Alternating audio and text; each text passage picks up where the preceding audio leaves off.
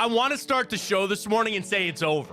It's over. I said last night for the Cavs to get the win like they did, I said the series might be over. Now, I don't want to do that, Ryan, because then that would get clipped and old takes exposed, and I still want to be respectful of the Orlando Magic. The problem is, watching the Orlando Magic play basketball, I don't know how much respect I can have for them. I want to give credit to the Cavs, and they're playing amazing. They're doing what they need to get wins. But man, Orlando does not look like a team that is the 5 seed in the East. Nonetheless, you are still taking care of business. I think it is absolutely insane that through 2 games, Orlando has not led for a second. Ryan, we've been on the air longer this morning than the Magic have led in 2 games against the Cavs. In playoff series, that is your job. You win at home. I think there's questions to be had about maybe have you changed. Ryan and I said 6. And I think this might be over in 5 now. I still think Orlando might get a win. But there's a lot of positives to take away from the Wine and Gold after another win last night. You're up 2-0 in the series. You are looking good to advance out what we all asked them to do. And maybe a future date against those Boston Celtics. Got a lot of Wine and Gold to talk about this morning. What a win that was. We'll get to our bracket. We're going to talk halftime shows here this morning on a 2 for Tuesday. You know we got some draft to get into. We'll get back into the draft simulator today. And I do have a 7-round mock. This one from NFL.com where we see where the Browns are at. We're just 2 days away from the first round of the draft. We got that. We got the grid. Morning update. Time up.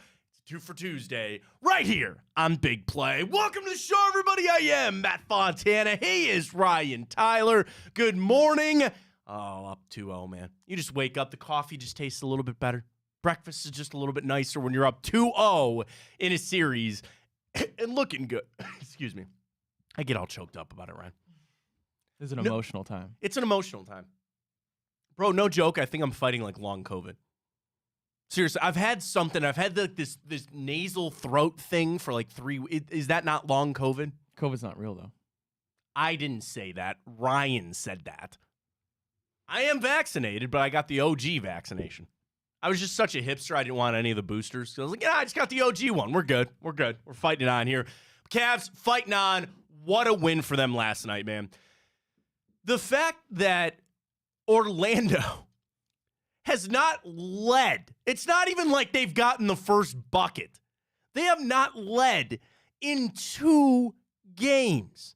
There's a lot to take away from that game last night. Yes, the Wagner twins. Yes, that fan. We'll get to that coming up because I got to take on that. But I watch these series, and I want to give all the credit to the Cavs because they're playing really well. Donovan Mitchell, was it 14 in the first quarter? Yeah, now, only finished with the 23, so, didn't necessarily need him to pick it up later.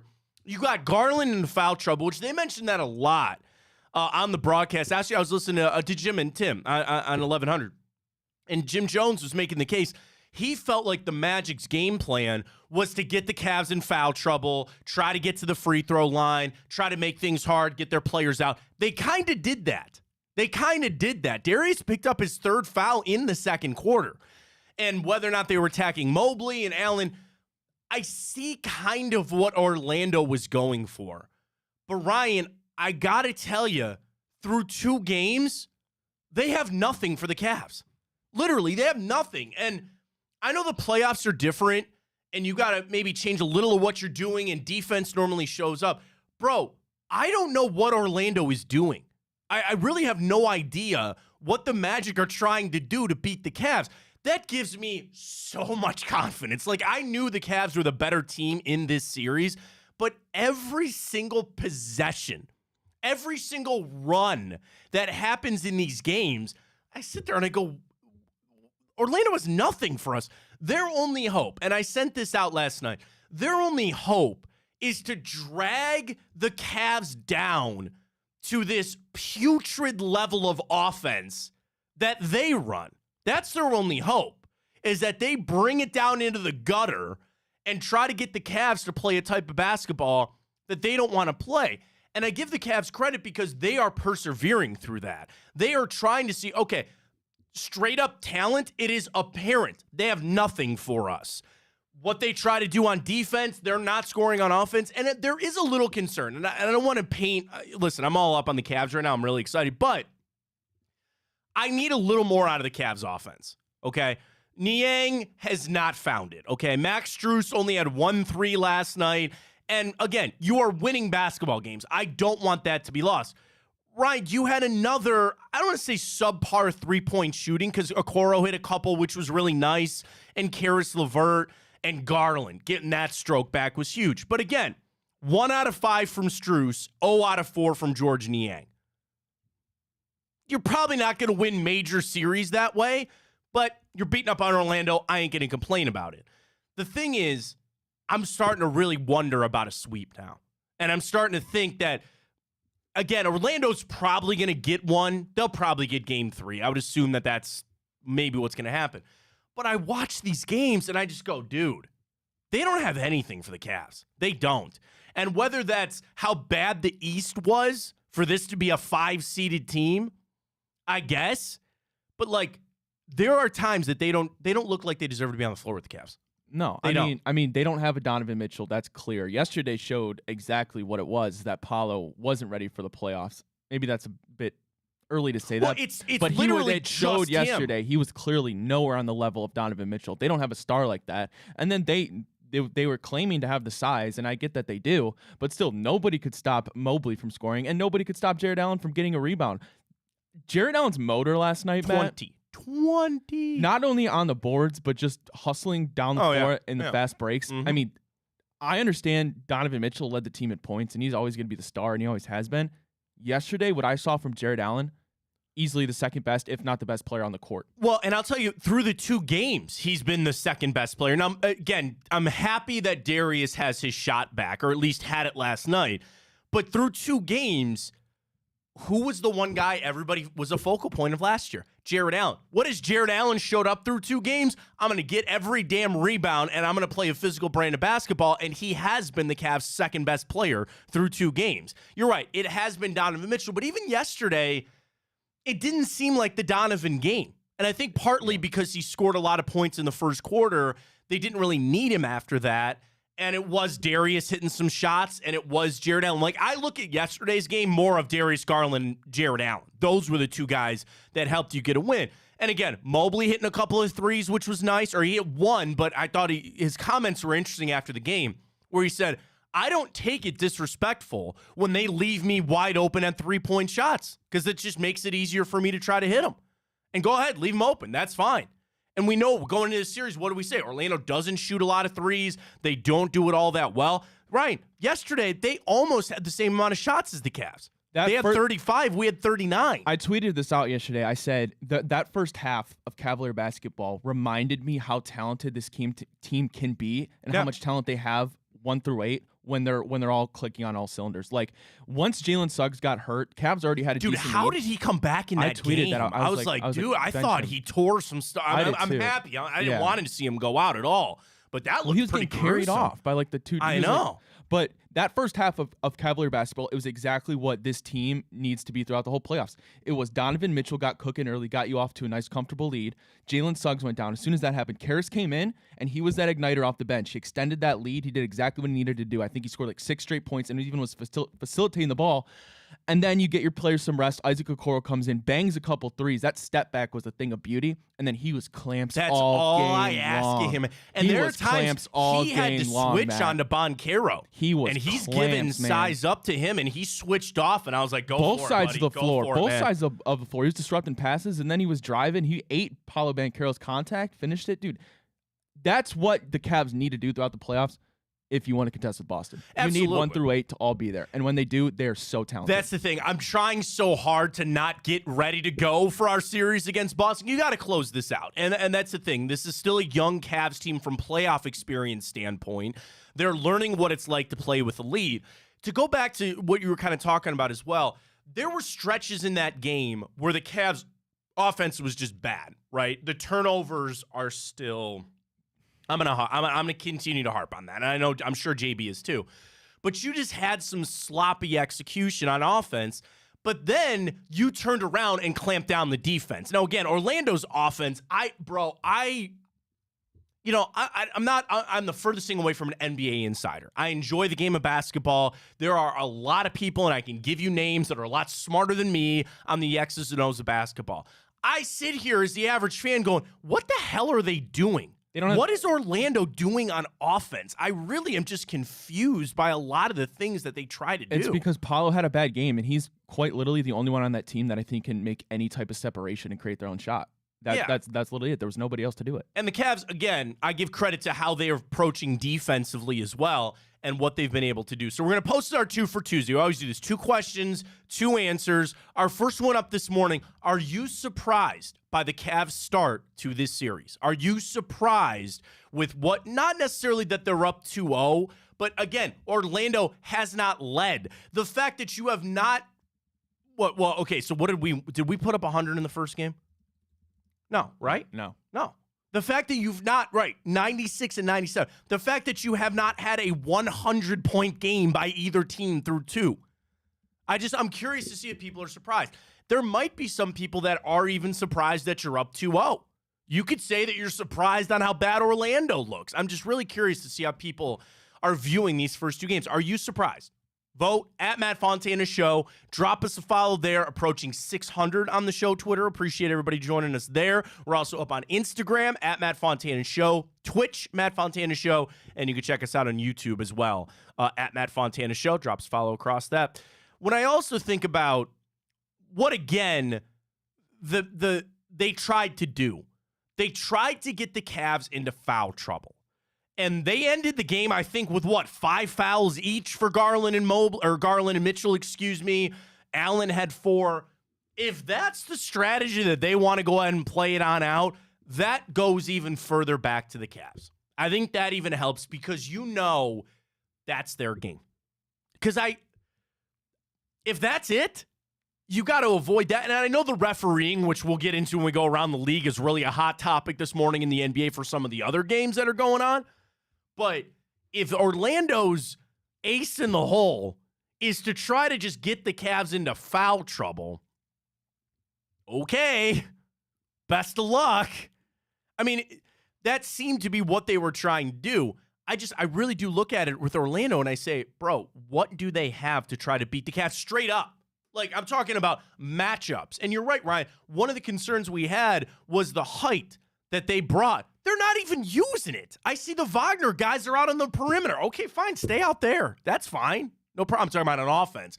And even defensively, again, I'd like the Cavs to shoot a little bit better, some of the guys. But again, Garland's going to make his shots and Mitchell having a fine game. Go ahead. I'm not saying Jamal Mosley's malpractice over there, but it just tells you, I think Orlando is very clearly and obviously the lesser team in this series. So you take it to them and you get done in 5 and get some rest here. That's really kind of where my focus is starting to turn. 4, baby.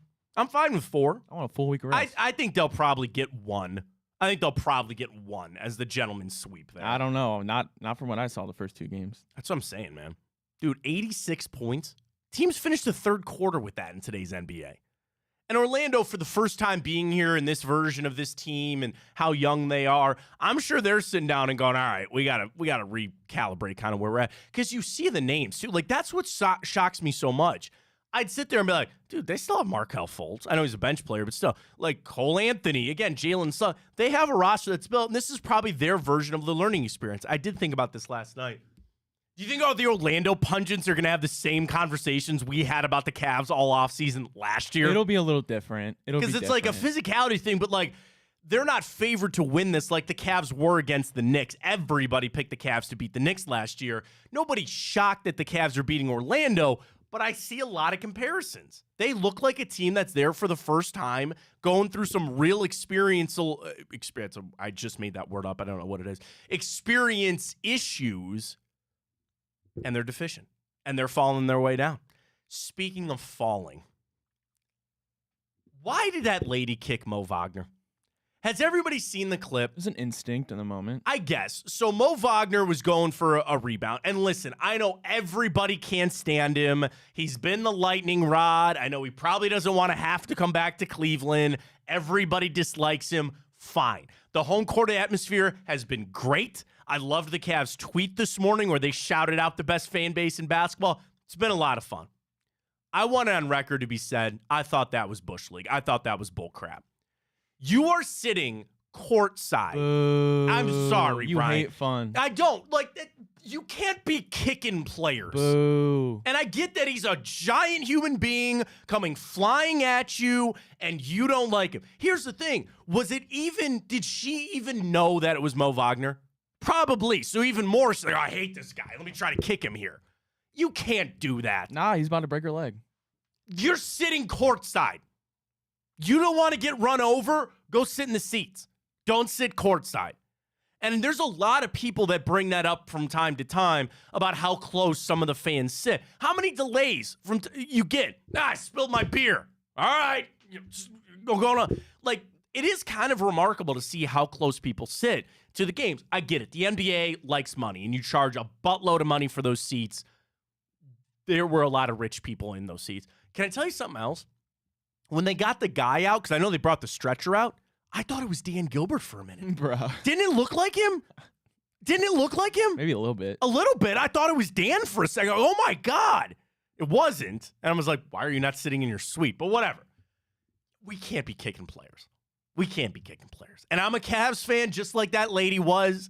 I'm sure it was an instinctual thing. You're sitting courtside at an NBA game, and a guy came over trying to get a loose ball. Dude, she feared for her life. Oh, come on, Ryan. It was fight or flight at that point. Kicking him. It was fight or flight. And maybe I'm making too big out of this. I thought that was bullcrap. I really thought that was bullcrap. You can't be doing that. And look, I know people and nobody gets physical tickets anymore. But what does it say on the back of every ticket at a baseball game? You are in play here. There's potential that a ball, now I know the Nets are up now, but a ball or a bat could come screaming after you, right? You're sitting in an NBA court. You could end up like Jason Day's wife when LeBron bowled her over. That's what you get for sitting that close. I can't be kicking guys. Come on now. And I don't like Mo Wagner. I'm not trying to defend Mo Wagner in this. I thought that was a bad look. And it didn't hurt him. And I'm glad that everybody else was okay. That guy laying on the floor, I go, do you have a heart attack? Or did he separate his shoulder? It was a little dramatic. I wasn't there. I don't know. Did he flop? And they got a problem. Did he get a fine from Adam Silver for flopping? It seemed like he's a little bit over dramatic. It's his minute, man. He got on TV. No, but do you want to be that guy that they saw getting stretchered off? But then he had to leave. He was probably pissed he had to leave because they had to check on him. He didn't have to leave. You can I'm fine. No, I think when they come over, you got to go. He was on the floor like that. I think they came over and like, dude, we have to tend to you. I will tell you. And they obviously can't do it on the floor right there. So I've sat courtside before. Like when the Cavs were really bad, courtside seats, like my dad's company, we had them, so I was able to sit there. And I think for anybody that's done it, the one thing, because I've been on the field for NFL games, I've been on the field for college football games, I've sat courtside for basketball, and I've sat as close as you can get for baseball. The biggest thing about basketball is the sheer height of these people. Like, you watch it on TV, you don't even understand, like, LeBron. And, again, being in the media, I'm down in the bowels. I've told the story. I almost ran into LeBron one time. Yeah. I was covering a game. I was walking while I was texting. Double doors open, and I literally put my face in LeBron's chest. Did you hurt him? I hope not. And I appreciate him. He goes, oh, sorry. And I'm like, that was my God, bad. You're the reason he left. Yeah, very clearly. He was going into, they have a shoe locker room. There's another room of just an obscene amount of shoes. He was going in there to change his shoes. And he walked through the double doors, and I ran right into him. The other one is like Z. And remember Tyler Zeller? Yeah. Because he was 7-footer. You stand next to these people, you go, oh, my God. Then when you sit courtside, that's what you realize. The thing that you'll get with football, the speed. The TV will never do justice on how fast football players are. And I'm not even talking wide receivers and running backs. It's the DNs. It's the linemen. Yep. The speed of the NFL is what you get being close. And then baseball, it's the pitches. You watch on TV, you're like, oh, it's 96. No, go watch it in person. It's a lot different. It's a lot different. So sitting courtside, I feel like you have to accept a little bit of the calamity that might happen there. And I just want it on record. I didn't like that. I didn't like her kicking Mo. And I don't like Mo Wagner. I don't like him at all. Can't be kicking, guys. Come on now. You would have done the same thing in the moment. I would have not. In the moment. I wouldn't. Now, again, if it was a Cavs fan, I'm sure there would be people like grabbing on, like holding on, like don't get hurt. I'll sacrifice myself to save Darius. It's just a home court advantage, man. That is a home court advantage part of it. Well, speaking of the Cavs, last night they had the legend that is Red Panda. Is she the best halftime performance? And I was thinking about that of other halftime bits that you like. They do the baby races. They do the dog races at the football game. They do the mustard races or the condiment races for the Guardians. They got the president's race at the Nationals, I think. Is she the best? Is she hands down? Because I saw it again a lot yesterday that she was perfect. She didn't drop a bowl. Is she the best halftime show? Vote on that, yes or no. I mean, like a prisoner of the... Here's what I think. The hype around Red Panda has grown to a level like she's her own thing. Well, people thought she was washed. I know. She had a bad streak there a little bit. And is she the best, though? And I would love in the comments, what is your favorite halftime show? Of like NBA, of football, a seventh inning stretch, again, the races, if you want to do that. But what is? If it's not Red Panda, who is? What would you say? I don't really know many halftime acts. Like, I couldn't name many off the top of my head. That's kind of what I'm thinking. It's pretty much... Oh, hot dog eating contest with Joey Chestnut? Remember when he was there with... Or no, he did pierogies, didn't he? They tried to get Kelsey to do it, and he didn't want to do it. So then you would probably default to say yes. You would probably say yes, that Red Panda is the GOAT of halftime performances. So vote on that. As always, 2 for Tuesday up at Matt Fontana Show. Drop us a follow there. You can always catch the video there. You want to go back to any of the shows we've done in the past. Great stuff all through. Spencer Davies previewing it and a lot of stuff because we get ready for the NFL draft. Before we turn our attention a little bit of NFL and we'll get ready to go for the Guardians tonight, it is that time, Ryan. Let's go. Around the league, NBA playoffs. What do we got?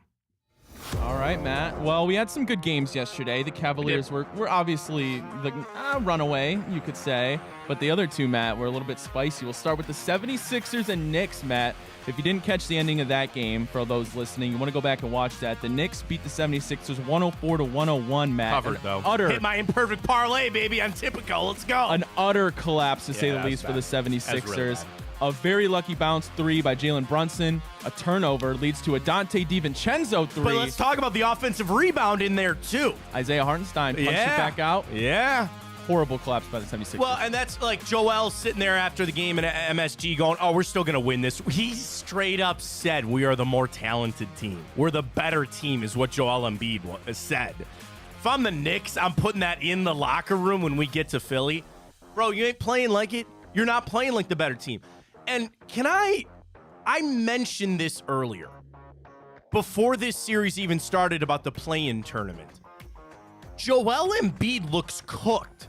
And I don't mean that he's like washed up and trash and not good anymore. He looks tired. He doesn't look like himself out there. And I know coming off the injury, maybe didn't have enough time to get ramped up.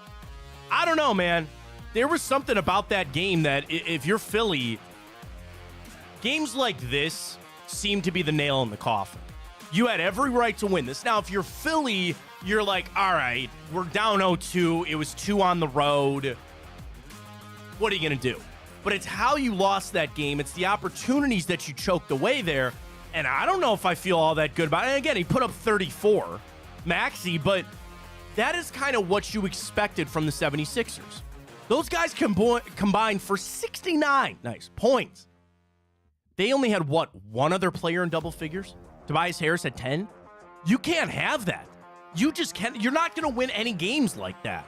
So Batum, who's been MIA since the play-in tournament game, you're not getting anything from Kyle Lowry right now. The one that I'm a little shocked is Kelly Oubre. I'm a big Kelly Oubre guy. I think he could be pretty decent. And shown up, man. So if you look at the 76ers and watching that game last night, you also got to give the Knicks credit where they kind of like just waited the storm out a little bit. You know what I mean? Like, they didn't panic. They kind of held on to it. And you're right. The final 30 seconds of deciding a game there, Kyle Lowry split those free throws too. Like, I'm looking at that more saying, yeah, the Knicks took advantage of it. Man, did the 76ers choke that away. Man, did they choke that away. They'll win one in Philly, but I think that series might be over. That might be over. And it tells you, too, how important seeding is.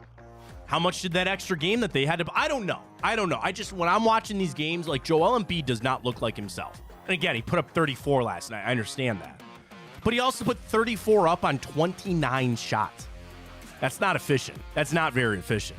So I think for the Knicks, you're probably sitting there going, yeah, all right, we'll let Embiid and Maxey get theirs, and we'll just play our game. All 5 of their starters were in double figures, and 2 of those guys scored 20 more. Brunson and Hart. That's a game to be played. It's not going to be a sweep. Philly will win one. You know, maybe if they can get to game 4 and even back up, I don't know, but that was, dude, Knicks, bad. Just bad. Oh, I'm sorry, 76ers, just bad. And I don't think the Knicks played all that well yesterday either. But again, for the 76ers, that might be all she wrote. That might be all she wrote. All right, Matt. Well, now, I might be. This one is all she wrote. I might be throwing a little speculation in here. Okay, but I got a feeling LeBron's days as an LA Laker are coming to a close. They're not, but this season is. They coming blow to a 20-point lead, their second blown lead in this it. series already. Jamal Murray hits a buzzer beater as the Nuggets win 101-99. They take a 2-0 lead as the series shifts to LA. I know LeBron is upset about the foul call on D'Angelo Russell. Did he get hit in the face? Yes. He's all upset. He goes back to that Golden State game where his foot was on the line. You start pulling that stuff up when you blow a 20-point lead the way that they did. The Lakers are fried. They're completely cooked. That is a mental breaking type of game. Come on, Matt. This is a dude that came down 3-1. But with Kyrie Irving and with Kevin Love and not Deloading and Anthony Davis. Do you have a lot of confidence in D'Angelo Russell? He made 7 threes yesterday. All right, buddy. Whatever you say. That was a back-breaking mental loss there for the LA Lakers. And for the Nuggets, I mean, I don't know if they could quite approach it like LeBron House, used to approach where we're just going to cakewalk to the Western or Eastern Conference Finals and we'll be just fine. Maybe a little wake-up call for them, but what a bonus that was. They had every right to lose that game, every right to lose it, and they still didn't. That series is cooked. That thing is done. Lakers are fried. I do feel bad about, like, a LeBron of the past wins those games. And here I am, I think rightly so, looking at the rest of that team. Okay, what? Anthony Davis had 30 in that game, 32, I think, whatever it was. Again, D'Angelo Russell went off, that's fine. They had 3 players, Anthony Davis, LeBron, and D'Angelo Russell, score 23, 26, and 32. Their next highest score was 9, 6, and 3. Get the old man some help, man. But that's what I'm saying. I don't think he has enough help. And even, again, I'm just saying, I think there's LeBrons of the past that would have won that game. He's not a Laker next year, man. I think, where else is he going to go? Cleveland. Okay. All right. Okay. Hold on to that. Hold on to that. Again, I would think that if he looked at this Cavs team and said, I just joined this team, yeah, you'd have a lot of problems for a lot of other teams. He can't just join this team. But if you think this is next year's his last year, like he's maybe hinting at, okay. I think next year is going to be his last year. Then the Lakers have to get Bronny if they want him to stay there. I think they will. I don't think he's getting drafted. I don't think LeBron. I'm sorry to Bronny, he's not getting drafted. He'll get drafted if they get LeBron for a year. Oh, you're talking about the Lakers picking him? No, I'm just saying a team. If you can get LeBron for a year? Look, okay, if the Detroit Pistons take him just to try to get LeBron to come to Detroit, that's not happening. Have the Spurs draft him in the second round. Again, I don't think he'd go to San Antonio. That's like the thing. Why not? To play with the Sun and the Alien? And for Pop? Okay, that's the thing. What is LeBron's priority? Is his priority to stay in LA or to play with his son? It's clearly play with the Sun. So then I just don't think he's going to sit here and just go, I'll just go blindly to any team. Portland. Love Portland this time. He literally has said he'll play wherever Bronny plays. Like When did he say that? he didn't come out and directly He's say that, but insinuated it, sure. But here's the problem with LeBron and the Bronny situation, right? It's very clear that's what he wants to do. I understand that. The issue is it's not in his control. It's one of the things, for as powerful as LeBron is in the NBA. Can he opt out next year? I understand that. But what he can't pick is where Bronny goes, unless he goes undrafted. Unless they hold this over and they somehow get it out to here's the one power the James family in this could do. Hey, all you teams out there, we want Bronny to come here. We want to fix it. Okay, fine. But them trying to say he'd go back to college, he's got to decide that before the draft. And would the NBA try to say, you can never do this because then you're telling teams who they can't and can't pick. There could be a team out there that loves Bronny's game and they love his defense and they think he's going to be great. And they draft him in the first round and screw up all LeBron's plans. That is one of the biggest issues, or one of the most interesting parts of this whole thing, is that LeBron has no power in this. For the most powerful player in the NBA, he's got nothing in this. And he could try to be pulling backdoor strings on this. That's my point. He could try to be doing this in the background. They could try to be sending this message to teams, and all it takes is one rogue team to go out there and say, well, screw it, we'll blow your plans up. We'll blow your plans up. That's no problem with that. Why wouldn't he just go there where he gets drafted? Well, that's what I'm saying. I think LeBron, okay, here's the other thing coming off this game last night. Do you really want to see LeBron finish it out in some lowly piece of crap team? I don't. To play with the Sun? Sure. I don't. But that's what I'm saying. He could do that because he says, this is my goal. This is really what I want to do. Pie in the sky, it's LeBron on a competitive Lakers team, and they bring Bronny in. That's the ultimate dream scenario. And there's still avenues for that to happen, but it's not completely in their power. Dream scenario is Cleveland. That's yours. I don't think that's Bron's or Bronny's. I don't. How could it not be? If you just had your pick of teams to play with your son, how could it not be Cleveland? I don't mean to put this on you, but I'm just going to say what I'm going to say. I think you're putting too much on the LeBron as a Clevelander loves the Cleveland Cavaliers thing. LeBron got drafted here. Yes, he was from Akron. He's the greatest player to ever play the game. Won a championship here. Great. It's not like he grew up bleeding wine and gold, okay? Or at the time, black and blue, because that's the colors they were. It's not like he's going back home. And it's also not like he spent 11 years of his career here already. I think that book is beyond closed. It is done and dusted. It's over, man. He's not coming back. He's not. Would I take him back? Well, of course I would. There's questions about the future. He's not coming back. I'm telling you right now, there's no way. There's no way. There's no way. There's still a chapter left to read. That chapter will be next year when he finishes it out. And I'd rather, to be honest with you, I'd like him to just stay in LA and finish it out there. Because the other thing, would it hurt LeBron's career if he went to a brand new team? As of right now, over a 20-plus, he's going to finish it with what, 20 years in the league? 21? Over. 22. 22. Next year. And he only played for 3 teams? And you go, oh, what's one more? He played for 4 teams? I think he likes it where it's at. They played for 3 teams. Cavs, Heat, Cavs, then Lakers. I think that's how LeBron wants to finish this out. He wanted to go play in LA, won a championship there. I know it was in the bubble and all that crap, but still, I think that's ride it off into the sunset in LA. Now, again, if he really wants to play with his son, here's the other thing. I think when push comes to shove, if he can't play with Bronny, he can't play with Bronny. Because the other thing, it's apparent, it's probably better for him to go back to school. It's probably better, not USC. I know he entered the transfer portal, and maybe he goes to Ohio State. I don't know. But I think it's actually better for Bronny. So then LeBron's got to battle this, right?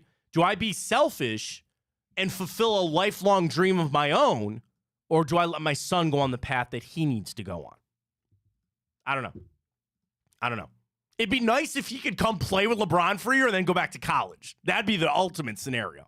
And I'm not saying that Bronny can't make it in the NBA. He can. Probably as a defender. Maybe his offensive game steps up a little bit. He probably will be a good G League player. And I'm not trying to crap on Bronny. I'm not trying to do that at all. But when you look at it like all of these scenarios playing out the way that it is, I think LeBron might have to say, you know what? If it doesn't work out this way, we might have to let this dream go. What if we just do the best of both worlds? Does LeBron still have NCAA eligibility? No, because he's a professional athlete. Damn. He played his sport at a professional level. You can't go back. Say LeBron should just go to Ohio State. Well, he can go back and play baseball. If you really want to go back and play football at Ohio State, knock yourself out. He cannot play basketball in the NCAA. He's played at a professional level. He's done. He's done. He can't do that. So I'm sure they've thought a lot about this. I'm sure he and Rich Paul and all these people have sat down to try to figure all that out while also playing in a series, while also choking away a 20-point lead. I guess we all know that we're closer to the end of LeBron not playing basketball in the NBA anymore. That makes me sad to a point, and I am concerned. I don't want to see this go out kind of maybe how like it's going out right now. I don't want to see LeBron, who has meant so much to this town, goes down as the greatest. I don't want to see him choking away 20-point leads, bitching at the refs. And I think LeBron is smart enough that he doesn't want to go out that way. Now, the thing is, LeBron is still playing at an extremely high level. This is not some guy just like limping up and down the court and he's on a team because he just is some fanfare attraction. No, he's still LeBron freaking James, and he can make a lot of plays. But last night kind of shows you kind of how maybe over it is. Not just for him, but for the Lakers. And it might cost Darvin Ham his job. Maybe that pseudo rebuild there. It's funny, too, you talk about D'Angelo Russell. Did they not want him the hell out of there? Weren't they trying to get rid of him for the longest time? LA's always trying to. Well, I know LA's LA. I get it. But, like, you look, and when you really take a step back and you look at that team, they don't have enough. They don't have enough. And that tells you what they did last night. All right, we'll get to our games tonight. It's 2 out of 3 last night. Cavs covered. 76ers covered. I did miss on the Nuggets, but still, you know what I hit last night, Ryan? Imperfect parlay on nice. Folks, sorry. I put their earbuds in. Sorry, I didn't mean to blow you up there. The imperfect parlay, Tipico, is the best thing. You want to do one tonight? We'll do it later. Folks, this is what the imperfect parlay is. So last night, I liked the Cavs -5.5. I liked the 76ers +5.5. And I took the Nuggets -7. But what I did, instead of just a straight 3-game parlay, I don't know if you can see the little green on my screen there, Ryan. I cashed on an imperfect 2 out of 3. $20 won me 16. You would say, well, Matt, what's that? I could have just lost that $20, right? The imperfect parlay is amazing. And you can do these on, really, it's not just an NBA playoffs thing. You want to go, all right, I'm just going to go off the rails here for a second. Baseball. What do we have? 15 games tonight? I'm just going to run through. Guards, money line. Phillies -1.5. Brewers -1.5. Tigers +1.5. Yankees on the money line. Braves on the 1.5. All that. Dude, boom, boom, boom, boom. Done. I got an 8-leg parlay. I just want 5 of those 8 to hit plus 152. You want 6 of the 8 to hit plus 517. That's the imperfect parlay. You want to get down to just 4. You just want half of your parlay to hit, you cash. You can't go broke taking a win. I love this, man. The imperfect parlay is so great. We talked a lot about it during the college basketball tournament. NBA playoffs is where it's at. That's it. You got 3 games tonight. You could do those 3 games. And again, you take the right odds on this, you'll be sitting pretty. I love it. Tipico is where it's at, folks. You still haven't downloaded the app. Bonus bets are available for new customers. Use the code Fontana100. When you sign up, there's the promo code box. Put Fontana100, Fontana, the number 100. Then what you do, you deposit and bet $25 on whatever you want. As soon as that game ends, you'll get $100 in bonus bets in your account. That's let alone if you win your bet. Why don't you take the $25 and put it on the biggest favorite that you can find? That's okay. It still cashes. You win that bet and you get your $100 in bonus bets, plus the best cashback rewards in the industry. They got that. I saw the tweet. Hang on, I got to find this from Dave. You see that? Yes, they've given away over $1 million. $1 million. Is that the number? That's what it was. $1 million in cashback rewards. I think just last month only, right? And it's not this, oh, you get a token for that. They put it right back into your account. It's that simple. You bet like you normally would. Dude, where am I at in the cashback? I'm on my way to my cashback on the parlay right there. You just pull it up, and it's right there on your screen, and you see exactly where you're at. Tipico's got so much going on, let alone our boost. We'll get to our guards boost for later in the show. We got baseball going on, NBA, hockey. It's everywhere with our friends at Tipico. Get signed up today, and I got to tell you, man, get rocking with that imperfect parlay, buddy. I love it, man. I loved that. I could be sitting here down $20. I'm not. I won last night because of the imperfect. I love it. I love it. All right, vote at Matt Fontana Show. 2 for Tuesday. Number 1, are you surprised by the start to the Cavs in this series? And is Red Panda the best halftime show? Pumpkinhead. Shout out to you, Gus. How are you, man? He said, is she the GOAT halftime performer? His name's Gus. His real name. I don't know if he likes people saying that, but yes, his real name is Gus. Pumpkinhead. Hey, Gus. Yeah, bud. He said it was pretty amazing to see in person, not going to lie. So, again, vote at that, at Matt Fontana Show. All right, we got NBA, we got NFL draft coming up, and a little bit of the guards. We'll get ready for our boost for tonight. I've got a 7-round mocker. 7-round here from Chad Ryder. I'll get you the Browns picks, and we will do our draft simulation for the day. Getting ready to go for Friday for the Browns draft. Of course, kicking off on Thursday. Got it all for you. Big play. Stay with us. Well, how do they know I'm doing this? Did somebody leak this out? It's social media. Oh. It's just, that's the way social media works now. I thought maybe you were just running that yap.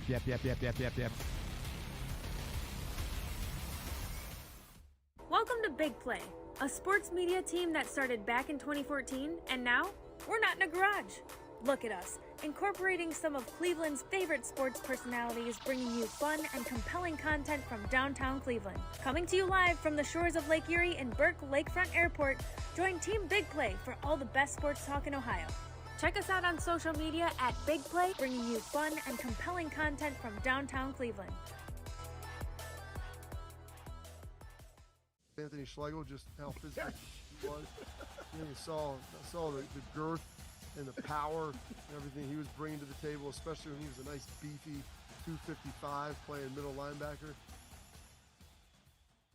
We were called soft last year. You don't want to be soft, especially when you come to the playoffs. So that's going to be a process throughout this season of establishing us as a harder team here in the How does an Ohioan build the perfect parlay? Who's got something? Big guys looking for long odds. The kids in Columbus are covering better than anyone, and at even odds. If it's even, I'm leaving. Listen, our championship DVD starts today, all right? Dude, I just got an invite to a Cincy playoff watch party. Shut up. Cincy, State, Cleveland, the perfect parlay. I'm a genius. For the best odds on Ohio sports, bet with your cojones. It is Spanish, dummy. Bet with Typical Sportsbook. I don't buy into this nonsense, this conspiracy nonsense that he's got his money and he's dogging it. That's ridiculous.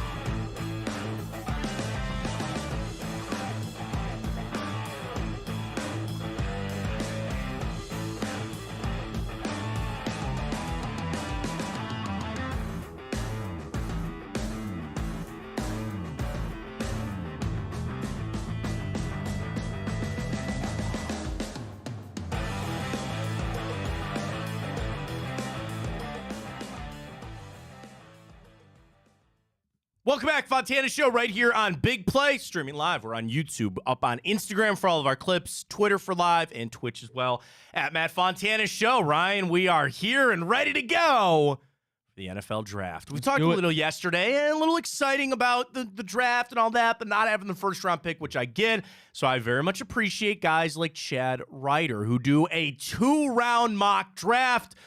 I'm not going to run through the first-round pick. Let's just get to the second round, and we start at pick 33. Because, actually, pick 33 is interesting. The Raiders take Michael Penix to start the second round on Friday. Okay, fine. Patriots trade up. Or, excuse me, the Vegas Raiders actually trade up with the Panthers to go take Michael Penix. All right. Blake Corum goes 37 in Chad Ryder's mock. 38, Tennessee. Lad McConkey. Sorry. What? I'm just saying. Sorry. Jalen Polk, gone. He goes 44. Donnie Mitchell, gone. Cooper Beatty, gone. Braden Fisk, gone. Mason Smith, gone. Michael Hall, gone. We get down to Chad Ryder. 54, Cleveland Browns. Linebacker Edgerrin Cooper. Pass. Texas A&M. Has the Browns passing on Jataven Sanders, or the tight end from Texas is still there.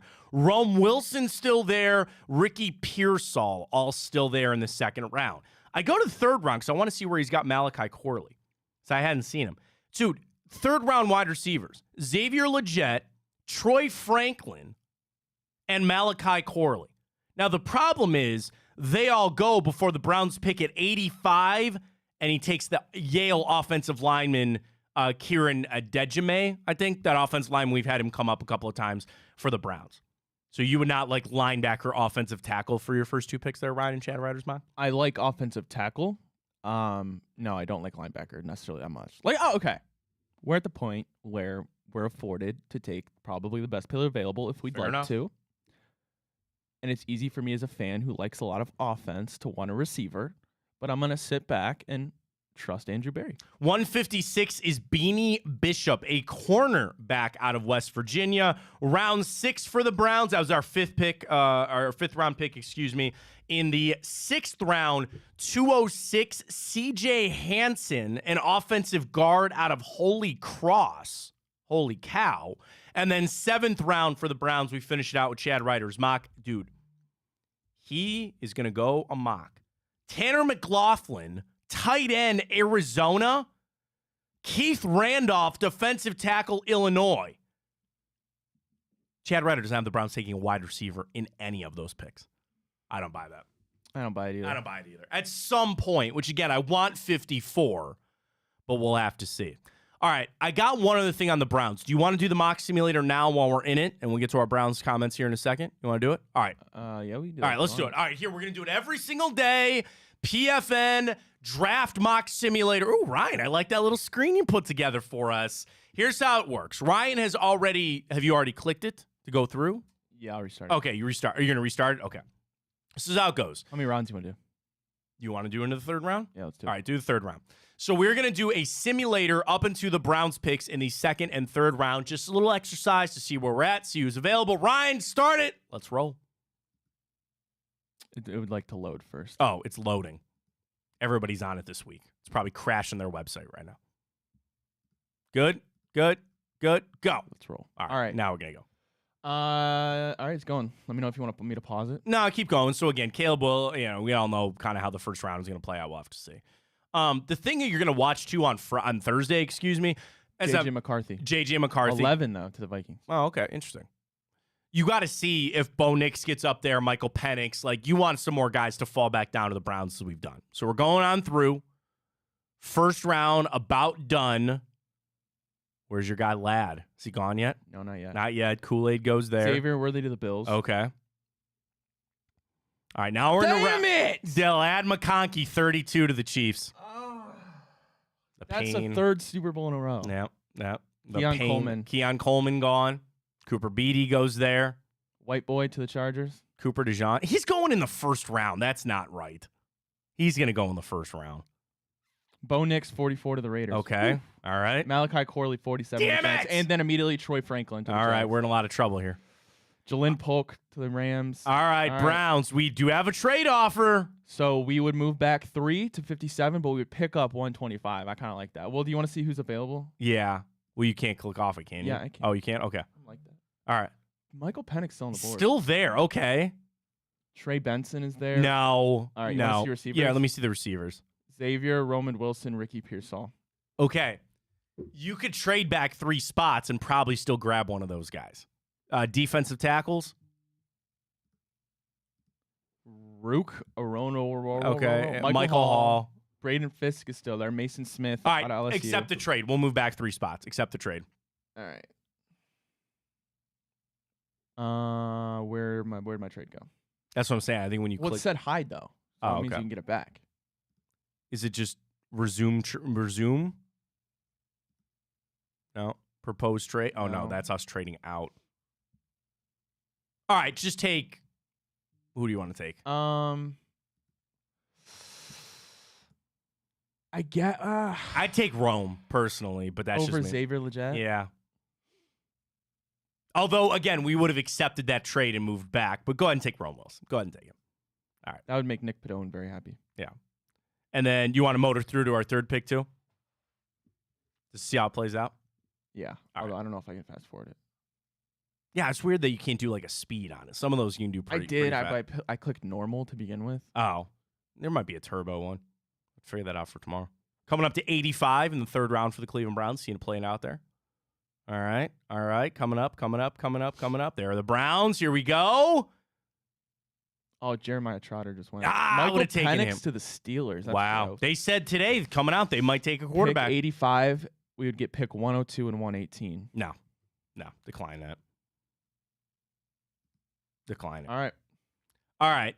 D tackle, offensive line. So best available. Trey Benson's still there. All right. I mean, I would listen to it. Mason Smith is still there. I would take Mason Smith. That's the second day in a row we've gone wide receiver Mason Smith. I'd do that. I would. Let's see what guards are there. All right. Tackles. Amagaji's still there. Yeah, okay. All right. So there's some options. What would be your pick? Probably Mason Smith. Mason Smith? Yeah, that would probably be it for me. That would probably be it. All right, so that's 2 days in a row for him. So we'll see how we do tomorrow. What did we get yesterday? I forget. Mason Smith and... I think we took Malachi Corley. We did take Malachi We take Malachi Corley, Mason Smith. That's exactly how it went. Corley.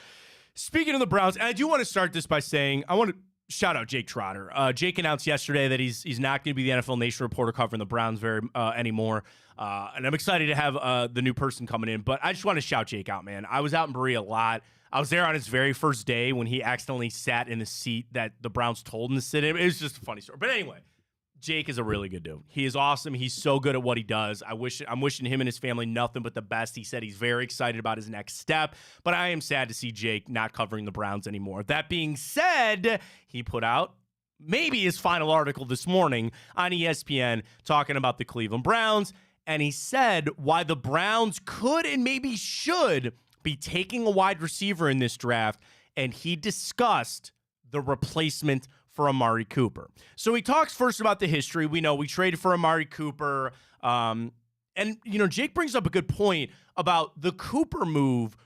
Soon after that, you had Tyreek Hill get moved. You had Devontae Adams get moved. I mean, that was the first of a few star-studded receiver types of move.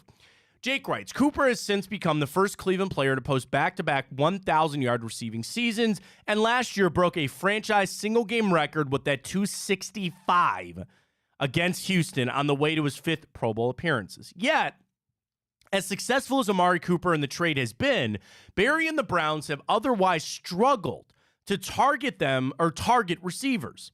It has left them without an obvious number one heir apparent to Cooper, who turns 30 this summer and has ended the last 2 seasons battling nagging injuries. This is why, once again, as Jake writes, receiver could be one of the positions to watch Friday night on day 2 of the draft when the Browns make their first 2 picks at 54 and 85. Here's an interesting tidbit. Well, not interesting, but it just kind of bring it up for that. Since taking over as GM in 2020, Barry has expanded precious draft and financial capital, attempting to bolster the receiver room. In the last 3 drafts, he's used a 3rd-round pick on a receiver every year. Ced Tillman, David Bell, and Anthony Schwartz. And before that, he took Donovan Peoples-Jones in the 6th round. We know DPJ got traded away, but the Browns then also traded for Elijah Moore and now traded and paid Jerry Jeudy to come in. Jake writes, the jury is out on Jerry Jeudy, who will turn 25 this week, if he can develop into the caliber of receiver to be that heir apparent to Amari Cooper. The jury is also out on a lot of the other receivers, most notably Elijah Moore and Cedric Tillman, if they can develop into reliable complementary starters. Jake brings up another great point. Using another pick on a receiver would cost potentially the opportunity of a promising prospect at another position. Of course, we know don't have the first-round pick. We'll get that back next year. But it also appears to be a loaded receiver draft, which could entice the Browns to roll the dice. They have no shot of landing Marvin Harrison, Malik Neighbors, or Rome Odunze. But potentially, Ladd McConkey, Xavier Worthy, Troy Franklin, Keon Coleman, Pearsall, Rome Wilson. He does not put Malachi Corley on this list. Very interesting. All of Jake's writing is exactly, I think, what Andrew Berry is battling. I've not had high picks to use, but I've missed. Do I step up to the plate again? Do I throw yet another dart in a draft that is pretty stacked at receiver? And you might be catching a guy that you would have gotten in the first round other years. Ryan, we are no longer in the drafts of, remember like Corey Coleman and oh my God, Laviska Shenault? Bruh. Who was the other guy that was in that first round? He's still bouncing around. With Corey Coleman? Yeah. Yeah. God. What year was that? Oh, 2015? Corey Davis? Are you thinking of? No. 2016 draft. It was Coleman, Laviska Shenault, and oh my God.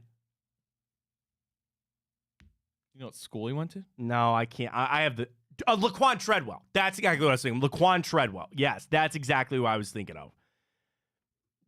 Will Fuller was in that first round. You had a lot of receivers in there, but in that draft, Ryan, Corey Coleman was the first receiver taken at 15. I venture to say you're not ever going to have that in the draft for at least the next 5 years, right? There's going to be receivers in the top 10 almost every year because they're coming out. All the things we talked about, they're more polished. It just seems to be this filter, this feeding filter that is going through the NCAA right now and getting these receivers to the NFL. So that being said, you're going to have a lot of guys, and you're going to have a lot of talented guys. You got to hit on one. The question is, does Andrew Berry feel like they can re-sign Amari Cooper, that he can still be a viable threat option over the age of 30 with the injuries, and then you add Jerry Jeudy in? It's almost like Andrew Berry kind of saying, like, I know I can't find these guys. And again, I don't want it lost that you're not missing on first-round picks. You're missing on third-round picks. Those that sometimes at best can be a coin flip, right? It's not that Andrew Berry's drafting these guys in the first round, they turn out to be busts. They kind of turn out to be what? Third-round wide receivers. And that's who you're drafting. The thing is, if you can't find them, you follow the route that maybe Berry is turning to. I'll just take them from somebody else. Now, that costs you more money. That can cost you more draft picks. But it's more for sure. Do you not feel better about Jerry Jeudy than you would a guy at 54? Of course you would. Of course you would. Because you've already seen him on an NFL field. Now, again, who's throwing to him and the struggles they had in Denver, I get all of it. But you feel better about that. So if you want to go with that tact, you're going to pay more in different ways of doing it. Ideally, you'd love to find a stud receiver in the second round. You'd love to find a Michael Thomas. Remember, he was a second-round pick. Find that guy and turn him into something. I still would take. Here's the thing. I'd take a receiver at 54, and I'd still re-sign Amari Cooper. You can figure all that stuff out later about if you need to move on from somebody or there's not enough footballs to go around. Throw them all in this. Throw all of these receivers that you can get into that room with Deshaun Watson and let it play out. There's no part of any of this that is pushing it away from me about drafting a guy at 54, even with Amari Cooper. Now, again, what I watch Friday night will give me takes for Monday's show on exactly what the future of Amari Cooper might be or how we think things will play out. That remains to be seen. But I sit here and I'm still on 54. And I love Jake's article this morning. Again, I wish him nothing but the best, kind of moving on to the next step in his career there. But I think Jake was right. And the most interesting thing to me was the battle that Andrew Berry's probably having. Do I keep doing this? Yeah, I mean, do I keep taking shots at this position that I've kind of missed on? You can't really let your past mistakes dictate your decision making in the draft. Sure. And to be completely honest, looking at our receiver room, I would love if Amari Cooper got extended. I still think he has so much left in his tank. And at the very worst, he would put up wide receiver 2 numbers, I think, at the very worst. And then in our receiver room, I don't know if Elijah Moore is going to be here next year. I don't know if Cedric Tillman is really all that great. We'll find out the answer more to that next year. Mm-hmm. And I mean, this is going to come off mean, but you can go find a David Bell off the street. Not off the Probably. street. Yeah, no, I mean in the street yeah. to the NFL. Oh, the no, street to the NFL. Yeah, no, I understand. Yeah. So I'm all for taking receiver. That's it. And that's finding the guy and at least having him here. Like, I'm not one of these people that hang up GMs on missed picks. It's a crapshoot. You try to find guys. Is John Lynch some genius because he drafted Brock Purdy in the 7th round? No. Well, he would tell you yes. That's exactly it. He would sit there and posture and try to tell you that he broke down every throw of Brock Purdy at Iowa State and he knew exactly what he was going to be. My ass. He got him there. He picked him. He had no idea it was going to turn out that way. Folks, that happens with a lot of draft picks. That happens with so many draft picks. First round guys, you draft them going, this guy should be an all-pro. This guy should be one of the best at their position. And there are some that you borderline put that rubber stamp on it. And there's always busts, and there's always guys that come out of nowhere, sure.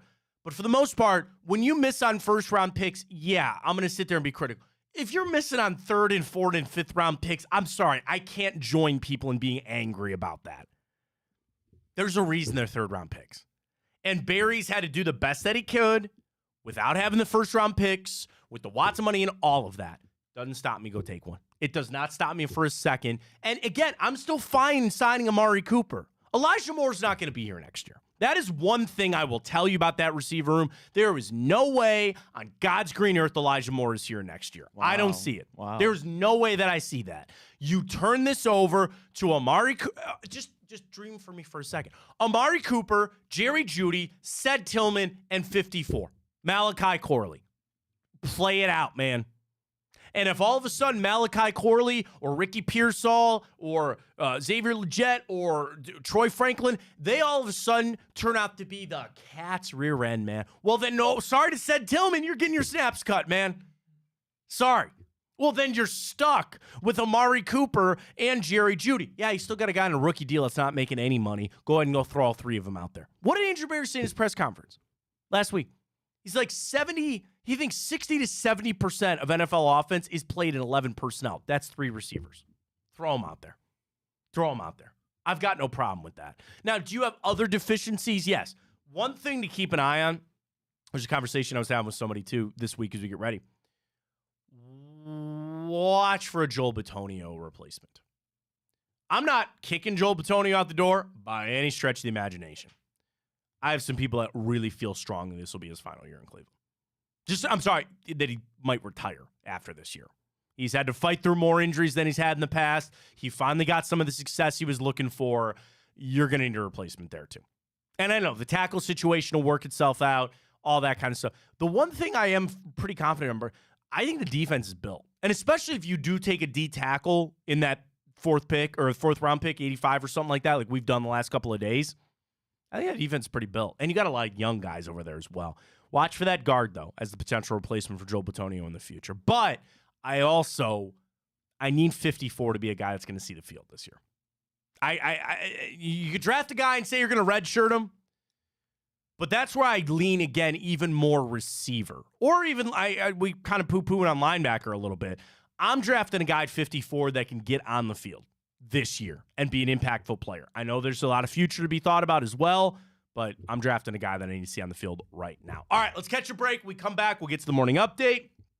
Andy Reid getting paid. We'll get to the Guardians back in action tonight. We got a full NBA slate of games for tonight as well. We'll get to that with Tipico. But, folks, Tuesday, enter the jungle. James Rapien, yes. Andrew Fox Miller, they're ready to go. I've seen their mock drafts that they've been ripping through for the Bengals. And then, of course, tonight, the return with Josh Maria Cribbs. I'm sure a lot of draft coverage with them as well. Folks, that's Big Play last night. Big Play Cleveland show. Come get some. Blake and Greg Williams. And, of course, the Hanford Dixon show. Who did I just see? Oh, they had Hughes. John Hughes. Yeah. They had him on. Former Browns defensive tackle. I did see that. You're right. So he was on Hanford show last night, which was always great. When do we get Boobies World this week?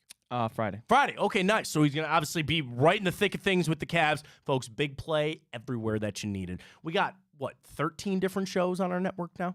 Ourselves every day, 9 to 11. Chico, Bruce, 2 different Cincinnati shows. Bobby Carpenter, Anthony Schlegel, Josh Perry, Ohio State. We got it all for you right here on Big Play. Following us on Twitter, Instagram. You can also just check our website out, bigplay.com. All the shows are there, and you can also find the individual feeds for all the shows up right there. Check it out when you can. All right, let's get to the morning updates, news around the NFL. We'll get back into the draft and plenty of basketball to come. Fontana Show right here in Big Play. Well, how do they know I'm doing this? Did somebody leak this out? It's social media. Oh. It's just that's the way social media works now. I thought maybe you were just running that yap.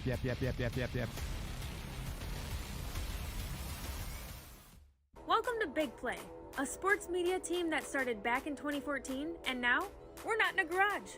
Look at us, incorporating some of Cleveland's favorite sports personalities, bringing you fun and compelling content from downtown Cleveland. Coming to you live from the shores of Lake Erie and Burke Lakefront Airport, join Team Big Play for all the best sports talk in Ohio. Check us out on social media at Big Play, bringing you fun and compelling content from downtown Cleveland. Anthony Schlegel, just how physical he was. You saw the girth and the power and everything he was bringing to the table, especially when he was a nice beefy 255 playing middle linebacker. We were called soft last year. You don't want to be soft, especially when you come to the playoffs. So that's going to be a process throughout this season of establishing us as a harder team here in the How does an Ohioan build the perfect parlay? Who's got something? Big guys looking for long odds. The kids in Columbus are covering better than anyone, and at even odds. If it's even, I'm leaving. Listen, our championship DVD starts today, all right? Dude, I just got an invite to a Cincy playoff watch party. Shut up. Cincy, State, Cleveland, the perfect parlay. I'm a genius. For the best odds on Ohio sports, bet with your cojones. It is Spanish, dummy. Bet with Typical Sportsbook. I don't buy into this nonsense, this conspiracy nonsense that he's got his money and he's dogging it. That's ridiculous.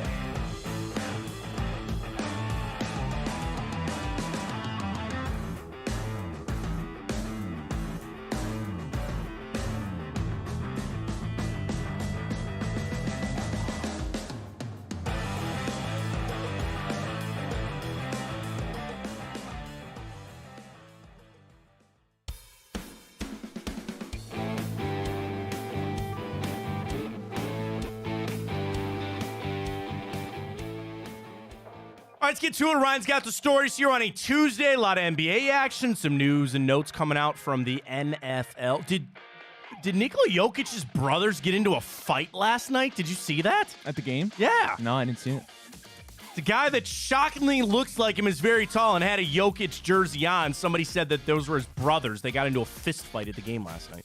Seems like their MO. Interesting. All right, get to it. Ryan, morning update. Please take it away. All right, Matt, will the Guardians start a 3-game series at home tonight versus the Boston Red Sox? Ben Lively on the mound tonight. All right. And we'll get to it a little bit later, but he's a part of our big play boost tonight. You know, Lively, at this point now where you're trying to figure out that fifth starter, I'm a little big Xavier Curry fan, but Lively, all right, man, let's see what you got. Now, did he not just blow away a bunch of Red Sox the last time that he played?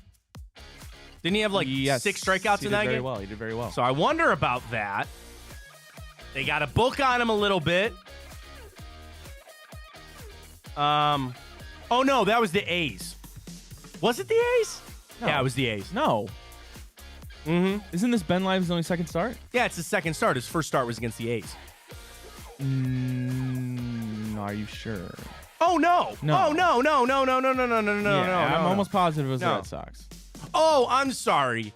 It says under previous game for him, it's just the Guardians' previous game. You go down. Yeah. Red Sox took the loss on a 2-0 game, pitched 5 innings, 2 runs, one of those was the home run, and he struck out 7. All right, man. That's the thing. Got a little book on him. They saw him once already. We'll see how that goes. Home field advantage. I think it's nice. Again, I know it's relatively Tuesday night. I get it. I understand that. But you're back at home. I'm excited for Guardians baseball. We will get to our boost a little bit later in the show. Keep rolling, though. What did I tell you this morning before the show, though? I had a little concern about this team on off days. And I'm not saying they're out running around making mistakes. What I mean is they were riding high, man. They were flying high. Sometimes you don't want the off day. You don't want the off day to break up the momentum.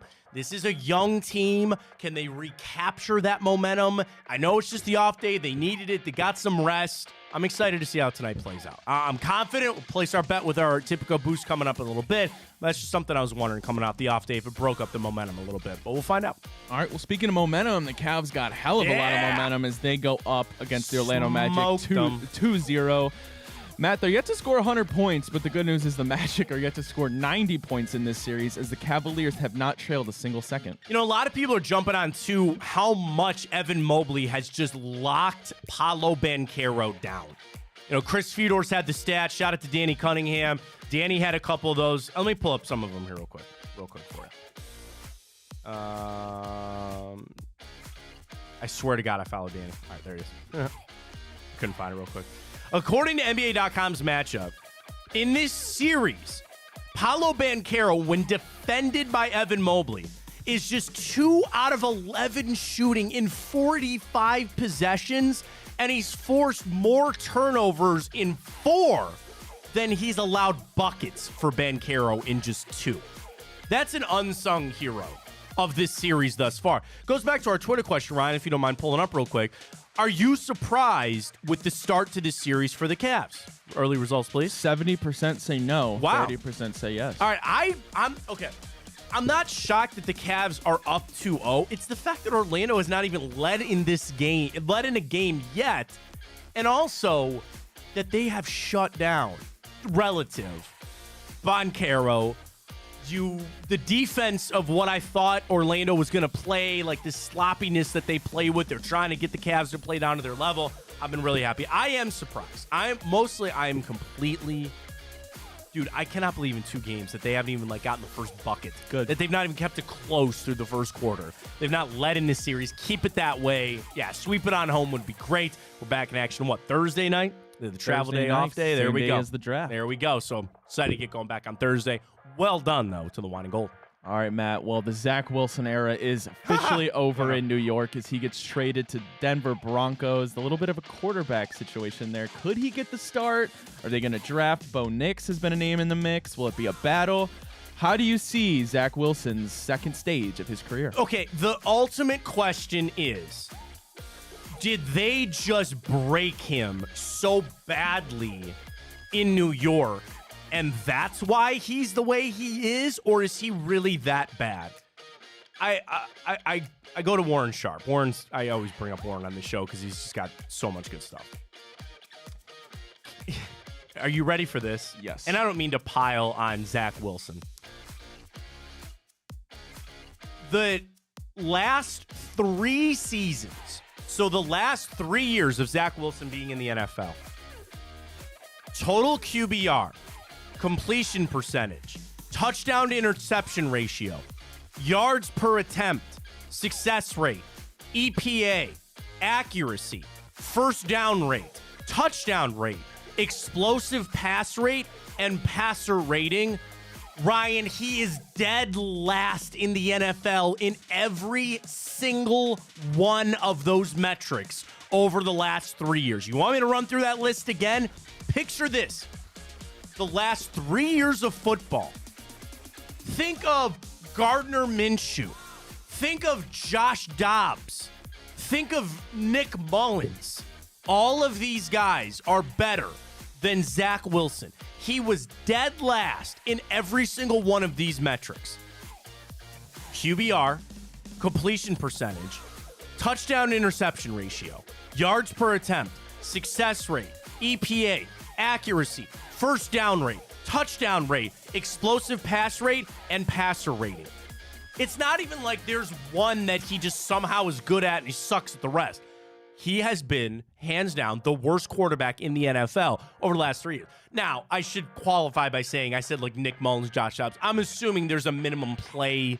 You know, you got to play X number of games and have X number of passes and all that kind of crap. But still, I assume Denver did this because Sean Payton thinks that he's some quarterback whisperer.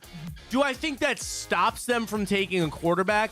Not necessarily. So you have Zach Wilson, Jarrett Stidham, and I think they have one other guy in that room. I'd still take a quarterback, and then that way you could, like, throw somebody to the wolves, I guess, but then the psyche of the Broncos... Dude, here's the Broncos are broken. They feel like a broken team. They traded us Jerry Jeudy. Cortland Sutton wants the hell out of there. They feel like a team where if you don't draft a quarterback, there will be no hope. Don't forget that, too, about teams that are debating taking a quarterback or not. Like, look at New England, okay? If they don't take Drake May or Jaden Daniels, it'll probably be Drake May at 3. Even if they don't, Ryan, I feel like they can weather that storm. You know, they have Jacoby Brissett. If you draft Marvin Harrison there, or if you trade out of the pick, I feel like they're still in a good spot. And by the way, the rumors are coming out that they're asking, rightly so, for a king's ransom for that 3rd overall pick. I feel like they could handle that. Denver, they can't handle that.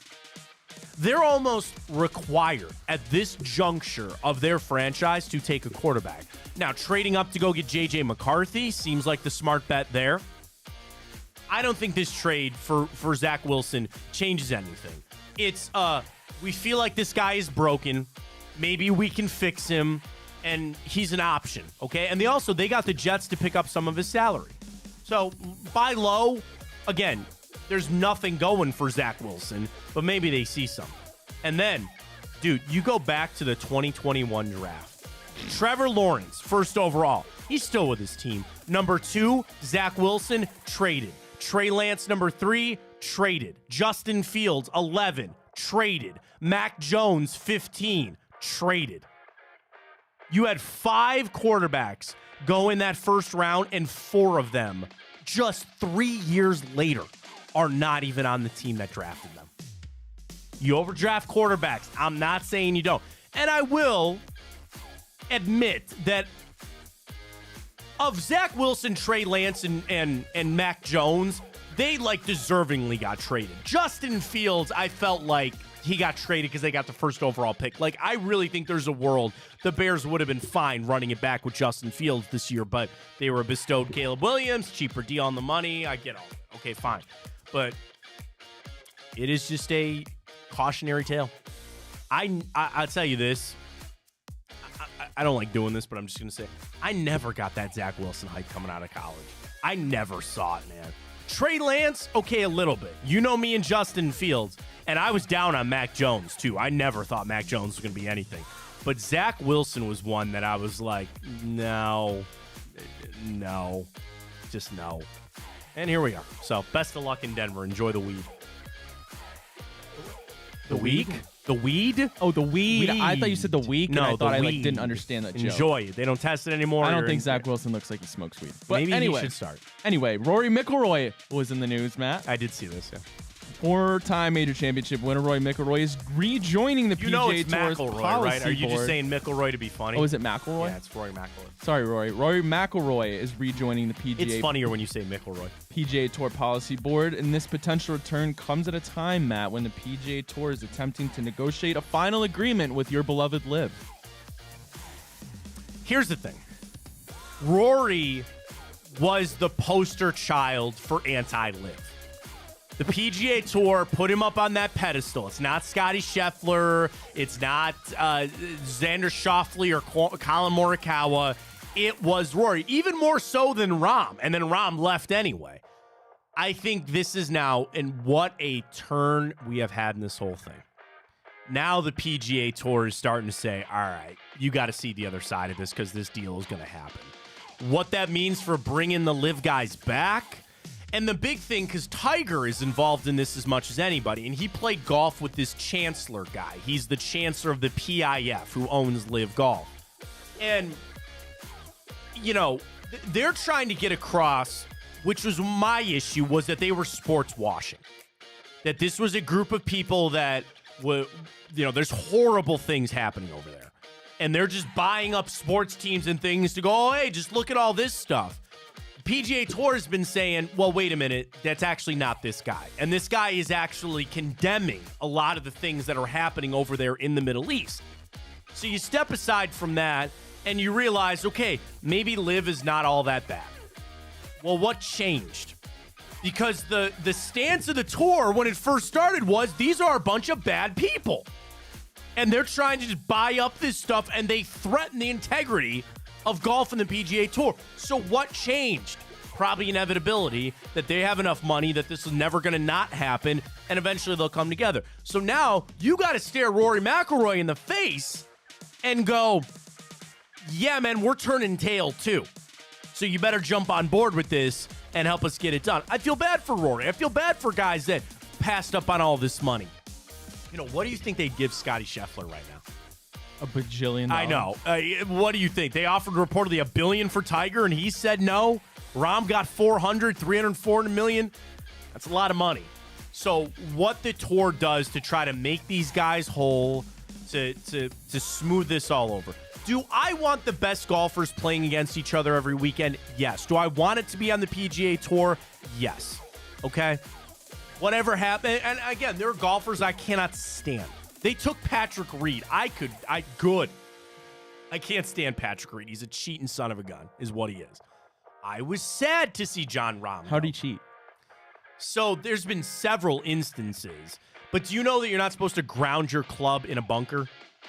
What does that even mean? So like when you're in a bunker, your club is not supposed to touch the ground until you swing the ball. Okay. That's a rule. That is a penalized rule.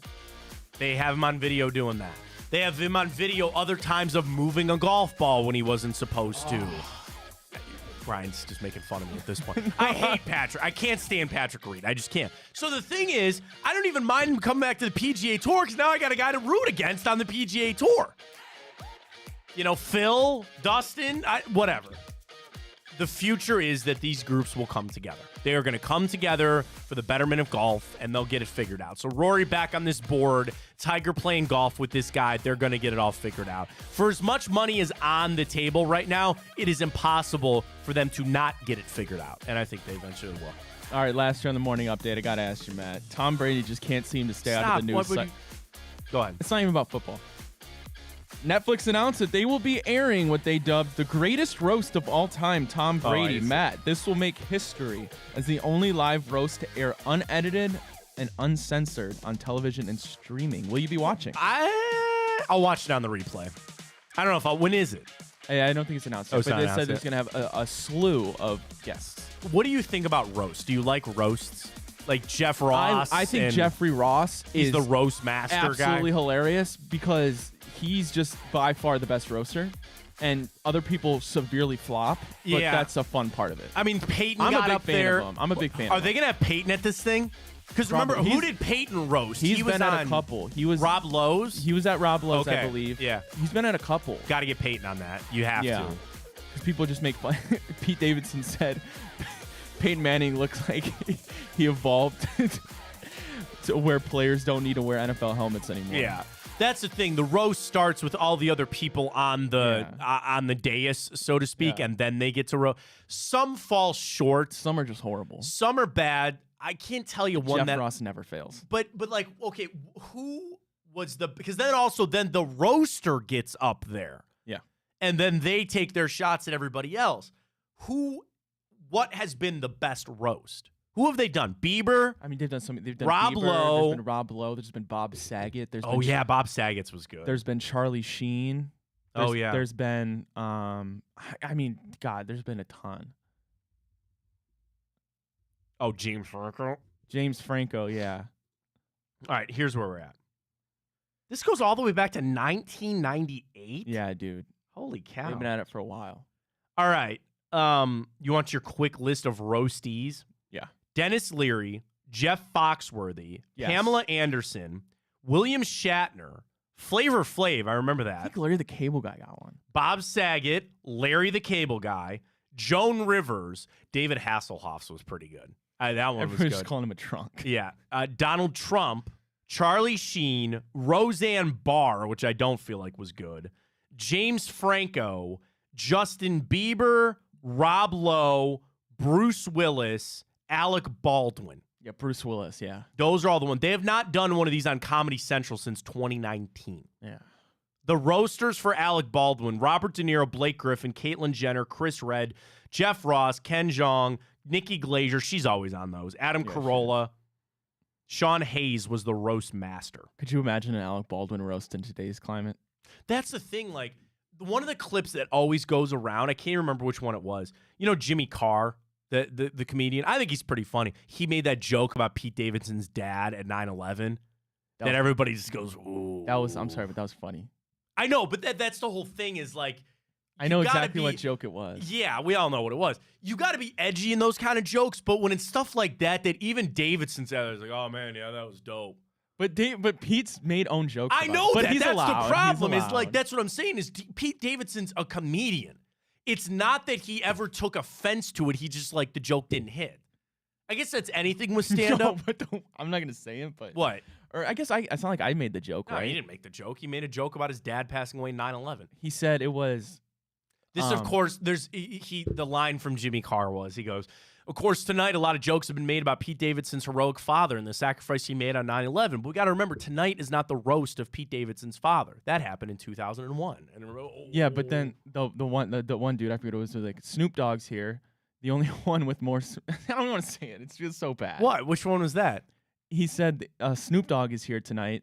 Snoop Dogg's the only one in the world with more smoke in his lungs than Pete Davidson's dad. Yeah. It kind of like, here's the thing why it might work. Brady has plenty to roast on. They will roast him about his divorce. Deflategate. They can roast him about him getting completely canned at the Tampa Bay boat parade. Him kissing his son. He's kissing his son. Okay, all right. Quick on this. We're going to do some work for him. Here are the people that you have got to have at this roast. Number 1, Peyton Manning. Yeah. Number 2, Rob Gronkowski. Number 3, Julian Edelman. And number 4, he ain't working. You get Bill Belichick there. I know. You get him there. I don't know if I need him up there to actually be saying jokes. Let's get Drew Bledsoe. That'd be fun. Wouldn't that be quite the little turn if he came up? But the thing is, I love where your head is at. The average person probably wouldn't get the reference about the fact that Tom Brady took over Drew Bledsoe's job. You would need some sort of explanation for that and the right jokes to hit. Then for the roasters, you got to have Jeff Ross. I think Nikki Glazer does really good. Who, gosh darn it, what's her name? Chick. Kind of hot. Oh, never mind that. I think she's kind of hot. Well, who? Oh, is she on here? Because I thought Sarah Silverman's at a lot of them. I think Sarah Silverman's attractive. Not my cup of tea. That's fine. Not Whitney Cummings. Is she blonde? Natasha Leggero. Her. I think she does a good job with that, too. I'd throw her up there. Martha Stewart's actually pretty good at it. No, I don't want to see. I'm done with her. I don't think she brings anything to it. No, she's funny. I don't think so. She's funny. No, she's hilarious. Oh, man. R.I.P. I forgot Greg Giraldo passed away. I'm looking at just some of the other roasters. Like James Franco is Aziz Ansari, Bill Hader, Jonah Hill, Nick Kroll, Natasha Leggero, Jeff Ross, Andy Samberg, and Sarah Silverman. That's pretty damn good. Bieber's was Hannibal Buress. They should get him there. Hannibal Buress he is so hilarious. Funny. He's so funny. Pete Davidson, Chris D'Elia, Will Ferrell. I don't like Chris D'Elia. That's fine. Natasha Leggero, Ludacris, Shaq, Jeff Ross, Snoop Dogg, and Martha Stewart. Shaq. Because I think they try to get people that are surrounded them a little bit, but as far as the comedians go, that's got to be the list. I'll watch it. I don't know if I will watch it. I'm probably not going to watch it like. I'll be watching it. I'm not going to watch it live, but I will watch it eventually. That's one of my favorite things. My wife and I do. Forever just bored, we'll just pull up comedy. Yeah. Pull up stand-up comedy. We just watched Tom Segura's. Not newest one, but newer one. He's funny. He's okay. That one kind of hit. Shane Gillis is the goat. Shane Gillis is hilarious. My wife is mad at me because I watched Beautiful Dogs before she did. That one was really good. The George Washington bit. Yeah, that hilarious. Yeah. And then his Uncle Danny. What kind of idiot? Not idiot, but he's like, would cross the guy. Delaware Yeah. He goes, in the winter. very unfortunately for them, our first president was on the other side of that. Because he brought up a good point that George Washington was chewing on lead for a decade. That would make anybody go crazy. Shane Gillett, Shane Gillett. Because, so another problem, and we're doing all this stuff by the roast of Tom Brady. Will they get Comedy Central people? I don't know. I'm assuming these are all independent contractors, right? Probably. So you just throw some money at them. They know it's going to be watched. They know a lot of people will be there watching it. You know, another guy that I'm a really big fan of is Mark Norman. I missed him. He came to Cleveland last fall, and we just had the kid, and my brothers went. They had tickets. I was so pissed I didn't get to go. They should get Mark Norman for that. We'll book it up. Plus, especially if Peyton's like Omaha Productions gets involved because they'll be there. Maybe that's how it goes. We got to have Eli, too. He beat him twice in the Super Bowl. Oh, yeah, that's a good one, too. Yeah, that'd be a good one. He's like the only dude that can beat him in the Super Bowl. Yeah, and like Eli and Peyton are just so different that I think they'd have good jokes that would hit. Yeah. Like I could see Eli being up there kind of taking a shot like that. All right, man. I'm in for it. I'm in. You know what else I'm in for? Get to it. Oh. Hi. There we go. All right, there we go. Immaculate. You know how it works. Up and down, left and right. Got to finish it out with a Super Bowl champion. Oh, yeah. Tom Brady works for this one. Fill it up. Here we go. Start it up. Go. Tom Brady. Yep. Speaking of, yeah. Peyton Manning. Yeah. Mr. Ben? Yeah, if you want. That's fine. Bren. Excuse me. All right, where do you want to start? All right. Well, Chiefs Steelers, Juju Smith Poopster. That's a good one. Never heard that. No. I don't know how I call it. All right, now just like big picture ones here. Chandler Jones works for the Raiders and the Patriots, does he not? Right? Yeah. I feel pretty confident on that one. Thank you very much. I feel like there's a Raiders Colts one just staring us in the face, but I don't know what it is. It's not Jacoby Brissett. No. Right? Raiders Brissett? I don't know. I don't think so. I don't think so. Gardner Minshew. That is exactly the one that was staring us in the face. Is Gardner. He just got there. I don't know why I didn't even question you for a second. I was just like, yeah, that works. Because he just got there. I didn't even question it. Can you give us a pass on that?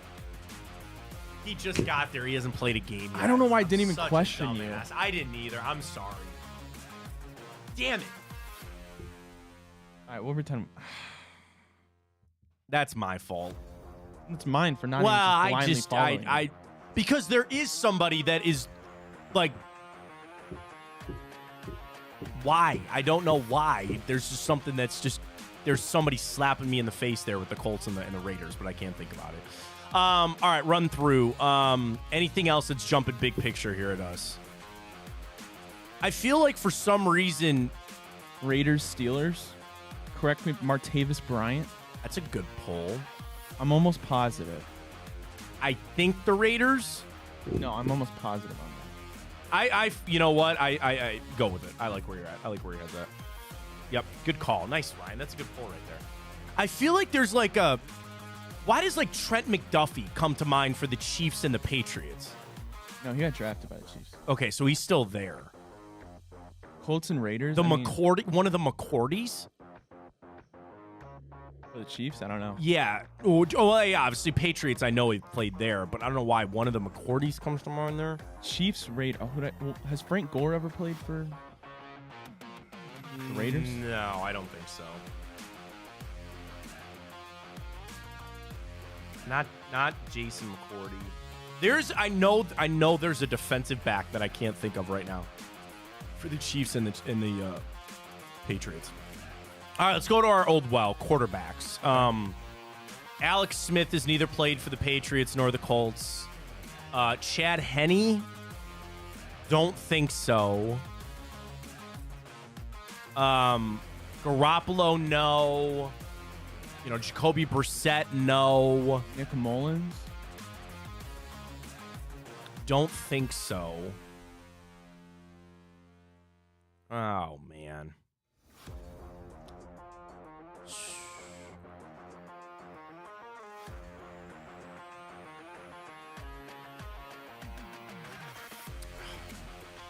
I don't know why Kenny Stabler for the Colts. No. Sharkhandrick West.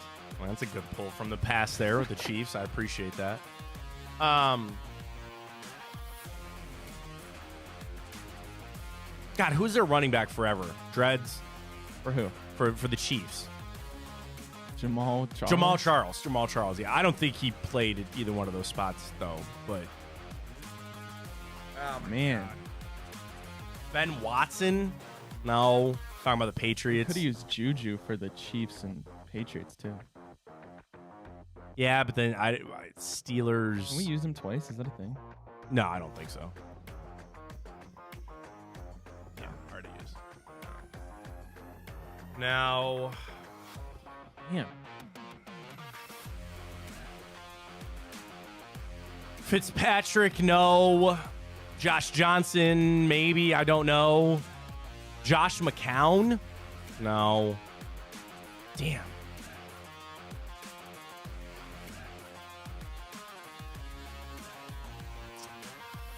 I don't know, man. This is a tough one for us today. We already got... I mean, the Cavs are in basketball. Are they? Yeah. Well, I want to finish out football because I want to get some answers on some of the other ones. You want to give up on that? We'll do basketball real quick. All right, go see the three that we missed. Those are the ones I'm interested in. All right, Raiders, Colts. Eric Dickerson. That's kind of a big name. Mm-hmm. Brian Hoyer. Really? Jeff George. We should probably remember Hoyer for this. We really need to. Yeah, that's about it for that. Okay. Go to Patriots Chiefs and see if you can see defensive players. Mike Vrabel. Duh. Ty Law. Damn, that's it. It was Ty Law. Matt Castle. Josh Gordon. It was exactly who I was thinking of. It was Ty Law. And then Chiefs Colts. Eric Fisher, Justin Houston. Yeah. Nick Foles. Damn. Just peak basketball. I don't know. It's up to you because we're at 37. I've got time up. We got to do our games for tonight. Want to get the time hop? Yeah, let's just do time up. All right. You want to do it right now? Do you want to go to Yeah, break? let's go right to it. Nah, let's just go right to it. We're right. short. Damn it, man. Gardner just threw us off on that one. Ty Law. I knew it was Ty Law. I knew there was a defensive back staring me in the face with it. And it was Ty Law. All right, 23rd of April. Let's see what we got. Head back just 1 year ago today. Ryan, you don't want this one, and I don't want this one because it was Game 4. Cavs-Knicks. Knicks 102-93. They take a 3-1 lead. Darius had 23. Donovan Mitchell only had 11 points in that game for Josh Hart and Julius Randle. Or no, I'm sorry, Jalen Brunson and Josh Hart, who just throttled the Cavs in Game 4 this day 2023.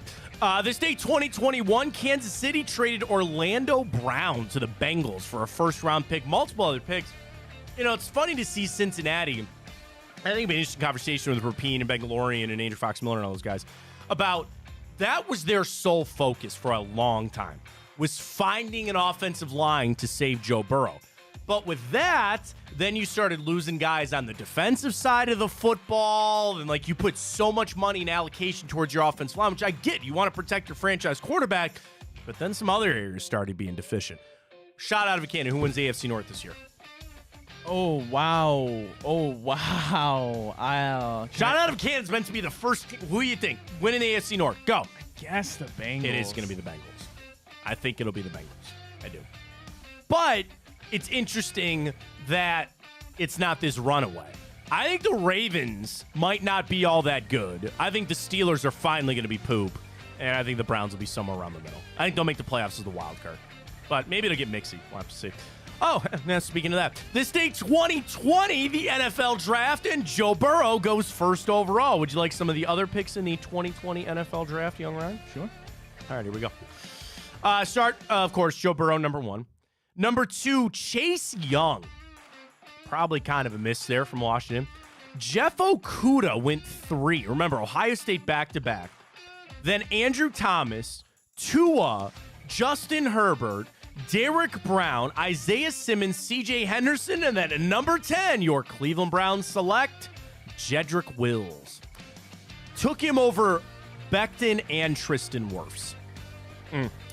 Javon Kinlaw was in this first round. Jerry Jeudy went 15. CeeDee Lamb went 17 in this draft, man. Damon Arnett, Henry Ruggs in this first round. Both as misses there to the Raiders. Justin Jefferson, 22nd overall. Philly took Jalen Reagor, 1 pick before him. What a miss. Patrick Queen in the first round. DeAndre Swift was a second-round pick with Pittman and T. Higgins. Jonathan Taylor, Grant Delpit, Antoine Winfield in the second round. Jalen Johnson, Trevin Diggs, and Jalen Hurts, all second-round picks. Bro, there's 5-6 guys in the second round that have made a Pro Bowl. Hurts, Diggs, Jalen Johnson, Winfield, Jonathan Taylor, DeAndre Swift, and then I would say Michael Pittman and T. Higgins are Pro Bowl talent, as is Grant Delpit. Oh, yeah. What a second round that was. Who's the best player in this draft? Is it Justin Jefferson or is it Joe Burrow? Joe Burrow. Okay. That's fair. Do you want the Browns' other picks in 2020? Sure. Sorry, 1 second. 2020 draft for the Browns. Jed Wills, Grant Delpit, Jordan Elliott, Jacob Phillips, Harrison Bryant, Nick Harris, and Donovan Peoples-Jones. That was Andrew Berry's first draft. Yeah. Bro, he kind of knocked that out of the park. You got 1, 2, 3, 4 starters. Harrison Bryant, who played, Jacob Phillips, who I was a fan of, and Nick Harris was your center of the future until you found Ethan Posey. That's a pretty damn good draft there for his first one. How about this, though, just because they're next up?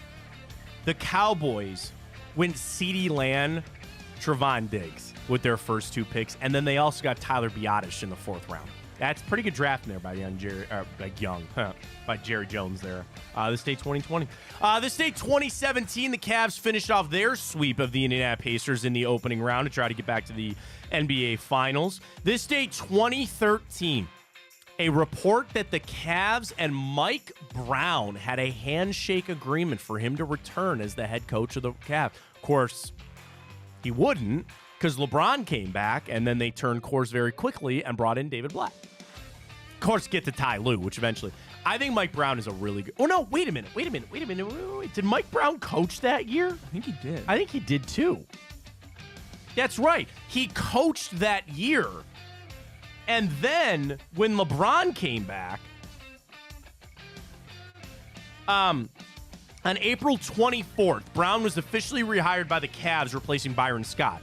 Cavs owner Dan Gilbert said that firing Brown the first time was a mistake. It was the first time as a head coach that Brown's team posted over an 82-game season a losing record. We went 33-49 and missed the playoffs. LeBron comes back, they get rid of Mike Brown. That's right. I think Mike Brown's a good coach. I really do.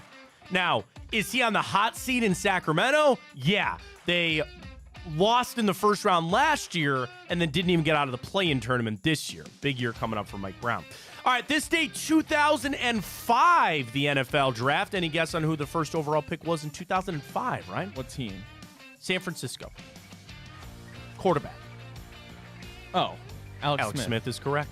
Ronnie Brown, you remember him? He went 2. And at number 3, the Cleveland Browns select... 2005? Oh, don't tell me. Oh, wait, no. Was 2005 Joe Thomas? No, he was 07. What position? Wide receiver. Wide receiver? I don't know. Why are people hating on the Wagner brothers? Because they went 2? Michigan. Who went to Michigan that was a receiver? I don't know. Braylon Edwards. Oh, yeah, that's Braylon right. Edwards. 3rd overall. Dude. Tell me that we'll ever see this again. In the top 5 picks, 3 of them were running backs. Wow. It went Alex Smith, Ronnie Brown to Miami, Braylon Edwards, Cedric Benson went 4 to the Bears, and Carnell Cadillac Williams went 5 to the Buccaneers. What a nickname. He said his grandpa gave him that nickname because he ran like a Cadillac. I love that nickname. Remember Adam Jones, the cornerback? He went 6. One Hall of Famer in the first round, it was DeMarcus Ware. Sean Merriman was in this first round.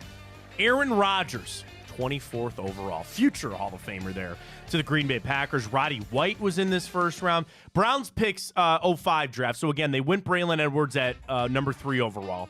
Second round was a safety I was a big fan of, Brodney Poole out of Oklahoma. They took Charlie Fry in the 3rd round. Antonio Perkins, David McMillan, Nick Spiegel, Andrew Hoffman. A bunch of guys that they took later in the draft this day, 2005. This day, 1989, the NFL draft, where Troy Aikman went 1st overall. In this draft, the Browns selected Eric Metcalf, 13th overall. Of course, this draft would forever be known for Tony Mandarich, who went 2 overall. Ryan, of the 5 top picks in the 1989 draft, 4 of them were future Hall of Famers, except for Tony Mandarich. Wow. Troy Aikman went 1, Mandarich went 2, then Barry Sanders, Derek Thomas, the late great Derek Thomas, and Deion Sanders went 5. Do you know about Tony Mandarich? No. So he's at Michigan State. He was 6'5", 330 pounds, and ran like a 4.5 40. Wow. Was jacked out of his mind. Later found out on a lot of steroids. I'm assuming he was a DN. Offensive tackle. Oh, Offensive. wow. Oh. He was on the cover of, I think, Sports Illustrated as a college player, and they thought you can't miss on this guy. He was massively huge. His dad was all involved in everything. Got to the NFL. Would not stop doing steroids, would not stop doing drugs, got injured, and never really. He had a little revival in his career with Indianapolis. So he was with the Packers from 89 to 92, had to step away from football, and then actually came back and had a couple productive years with the Colts. But Tony Mandarich, yep, dude, what a miss that was. All right, we got to fly. 89 draft was this day, of course, 1989. This day, 1976, the Ramones released their debut album. You know, all their names were not actually the Ramones. I would imagine. Yep. This day, 1964, Ken Johnson goes down in history by losing a no-hitter. He threw a no-hitter and lost for the Houston Colt 45s. An error by a second baseman allowed to run to score, and he would lose 1-0 to the Reds. Wow. Threw a no-hitter and lost this day, 1964. Happy birthday goes out to Wrigley Field. It opened its doors this day, 1914. This is sacrilegious. I've been to it. I've seen it, and this is truthful. They need to tear it down. They need to tear Fenway down. They need to tear Wrigley down. You want to rebuild it so it's exactly like it was? I get it. But probably more Wrigley than Fenway. Fenway's still in downtown, so there's stuff around, and they built it all up in Yawkey Way and all that. Dude, Wrigley is in it's like Lambeau. It's in the middle of a residential area. It's bad. I was there a couple years ago when they were doing a bunch of the rebuild and sort of looking for refurbishing and all that kind of stuff. It's bad. It's bad. Very happy birthday goes out to former Browns offensive lineman Chris Hubbard, Ohio's own Kyle Juszczyk, Harrison Bryant. Funny story. Happy birthday to him. John Cena, William Shakespeare, Roy Orbison, and Shirley Temple, all celebrating birthdays today. All right, one movie for you. Came out this day, 2001. This was a remake of a film from the 90s, but also... All right, I'll kind of give it to you a little bit here. This movie is based off of one of the most famous video game franchises of all time.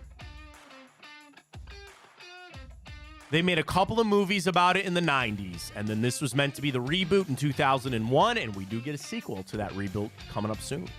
Really? Yes. famous video game. Very famous.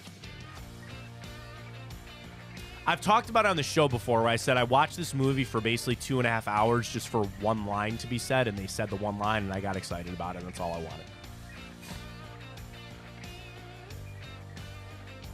What? If I said, get over here. Oh, Mortal Kombat. Kombat Oh, is okay. correct. Did Yeah, you yeah. see the remake? It's not bad. yeah. It's pretty good. It's It's very- pretty I good. liked It's it a pretty lot. good. I It's liked pretty it a good. So lot. this was the remake in 2021. We get the new one with Johnny Cage. Did they not just Didn't you just say 2001? What did I say? 2021. I'm sorry. Is that what? I'm Yes. sorry, bro. That's what threw me my off. bad. I was I'm like- sorry. My bad. My bad. Boo. So that's my fault. I deserve that. 2021. I'm sorry. It's okay. Who's playing Johnny Cage? That's right. It's Carl Urban, the guy from The Boys. Isn't that? Yeah. Yeah. Yes. Carl Urban is in.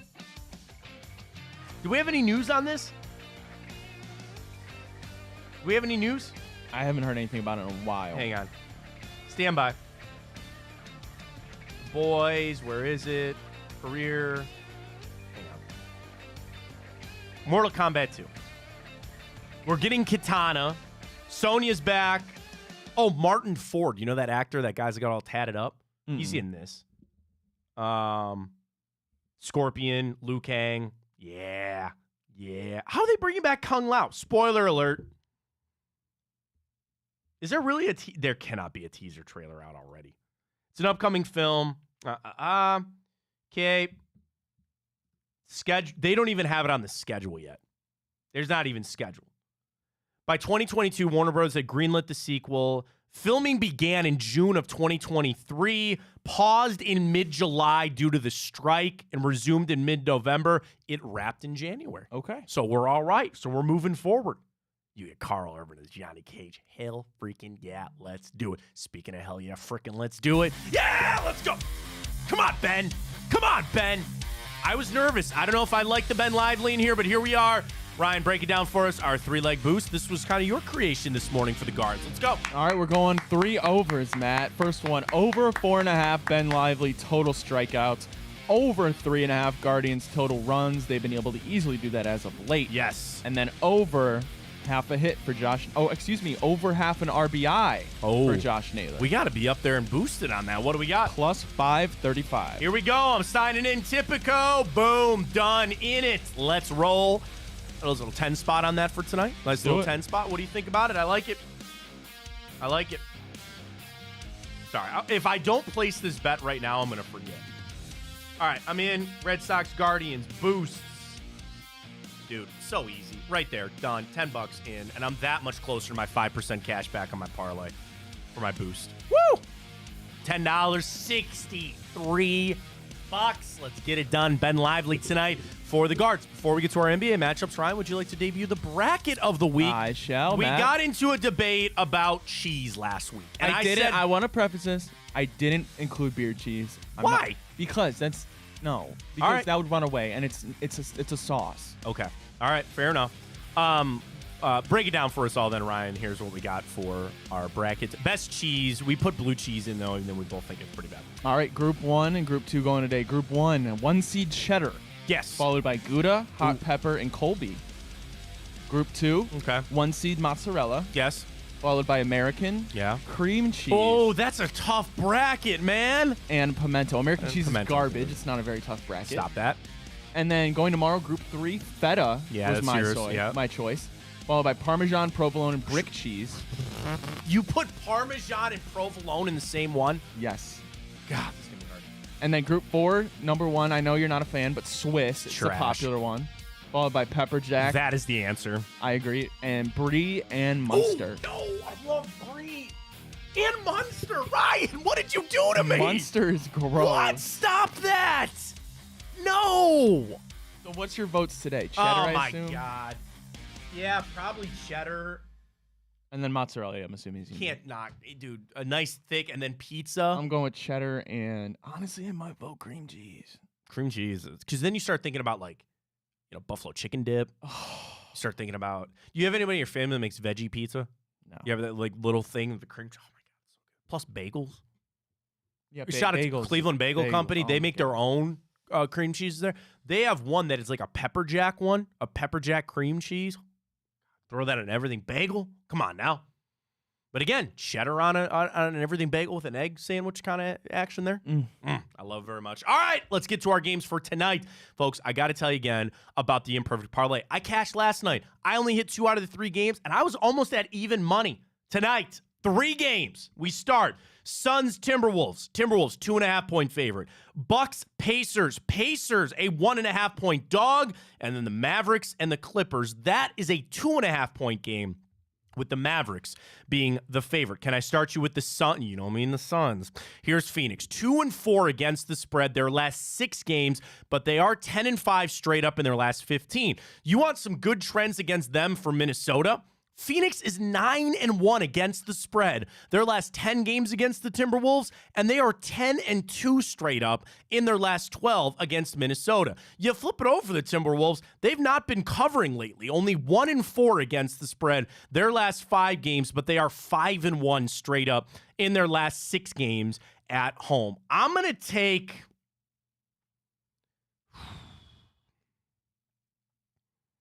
Here's what I'm going to do.